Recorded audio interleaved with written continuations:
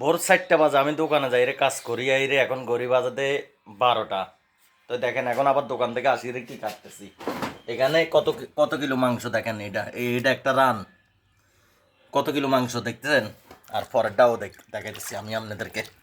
এখানে দুইটা রান আছে, উপরে একটা নিচে একটা, এটা বরফে কামড়ায় ধরে রেখেছে যে সিলটা আছে। এখানে দেখছেন যে 24 কিলো 3 পয়েন্ট, 24 কিলো 3 পয়েন্ট। পরেরটাও সেম এরকম, পরেরটা আমার মনে হয় 23 কিলো কত পয়েন্ট দেখলাম। তো এই মাংসগুলো এখন আমি কাটবো।